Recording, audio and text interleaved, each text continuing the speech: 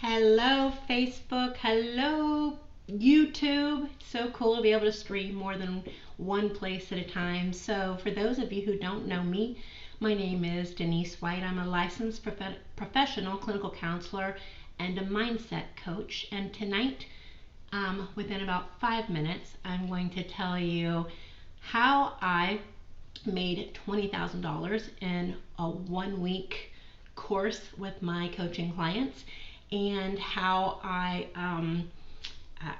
the five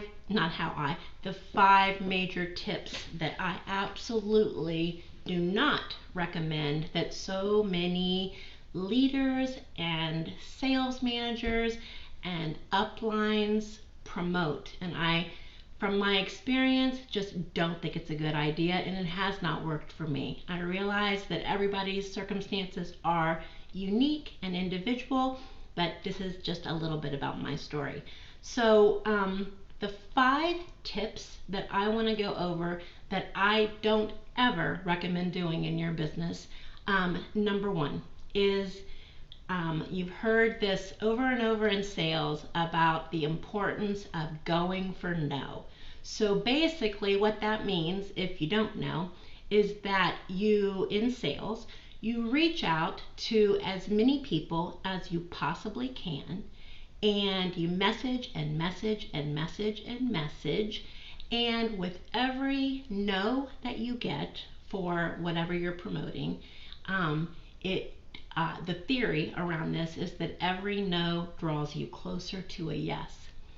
I gotta tell you, I abhor, I hate that method. I won't do that method. I haven't had to do that method. Here's my thoughts. I've been a clinician, a licensed clinical counselor for 23 years. I'm also a mindset coach, and I don't believe nor endorse aimlessly adding friends who you think might have something in common with you and then privately messaging them. I think that it raises suspicion in people, and rightly so, right? To message a stranger, just blindly message a stranger. It raises suspicion, it makes them angry. And why? Because people feel like they're being used, like you're reaching out, that, it's social media. So you're reaching out for what? Being social, making a friend, right? And then when you have a conversation with somebody and they've actually connected with you, and there's a good connection, and then you switch and talk with them about what your product or your service is and what you're selling, how could that not break trust, right? I won't do it, and I don't recommend and don't encourage any of my clients to do it.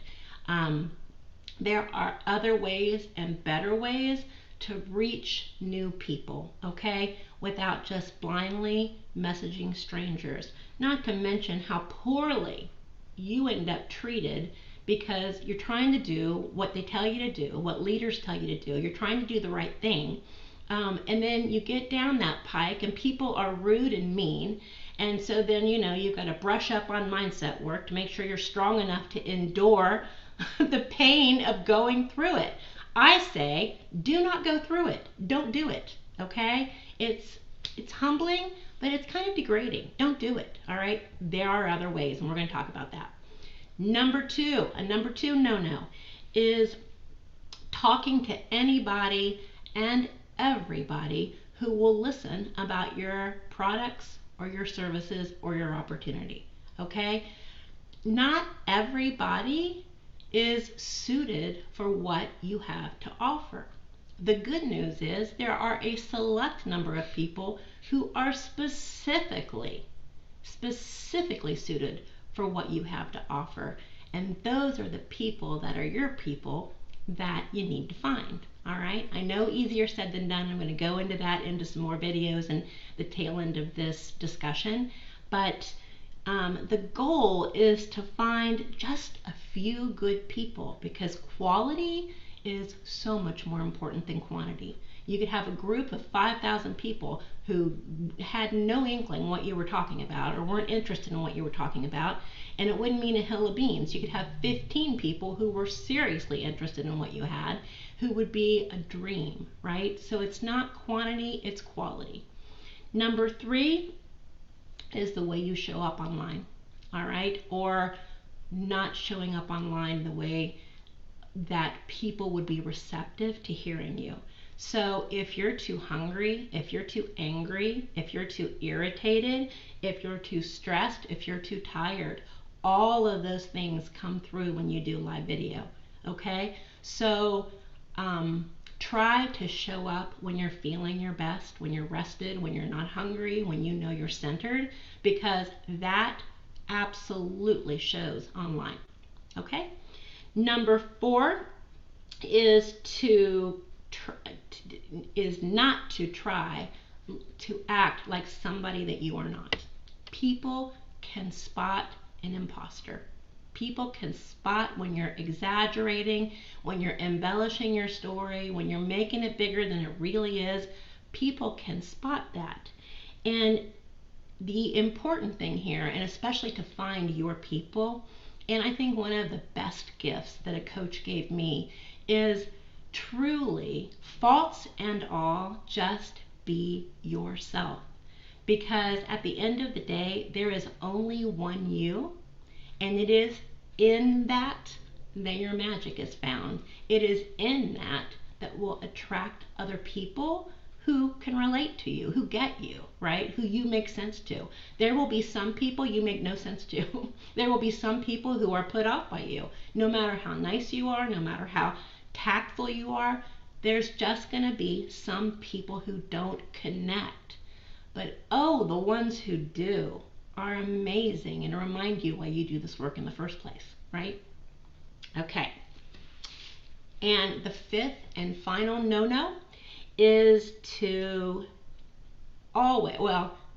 ignoring your gut, okay? So as a counselor of all these years, one of the things that's been blatantly apparent to me is the importance of people trusting their intuition.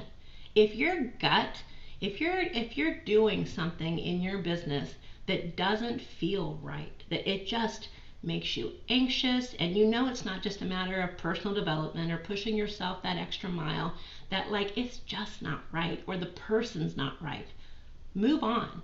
You know, people in sales, they get spoken to so disrespectfully, and nobody deserves that, right? So be careful to screen your people. Make sure, you know, one of the things that I do is I not only look to see if I'm a good fit for people, I've learned to look to see if people are a good fit for me, because not everybody would I want to work with, right? And I would encourage you to look at it the same way. Make sure that it's people that you want in your life all the time, because not everybody who crosses your path will you want that with, all right? So don't ignore your gut. If it doesn't feel right, it's not right, okay? If it doesn't feel right, it's not right. Don't ever lose sight of your worth, and no matter what, allow yourself to be talked to as if you were less than, right? Or to be minimized or discounted, all right? Don't let it happen. So instead of thinking again about whether you're a good fit, screen and make sure your client's a good fit for you. All right, empower yourself, get your strength back, and don't anyone ever allow you to feel like you've got to hang your head because you don't like having to privately message a stranger. Okay, I'm here to tell you you don't have to do that. And so, you know, the title of my live is How I Made $20,000. I forget if I said in a day or a week, but it doesn't matter. It was in one day.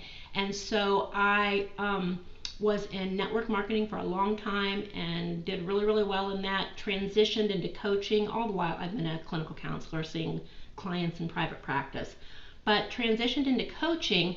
And when I did that, recognizing that I could serve 10, 15, 20 or more people at one time versus just one-on-one sessions in my office. So I could help a lot more people at once. It was so much more efficient.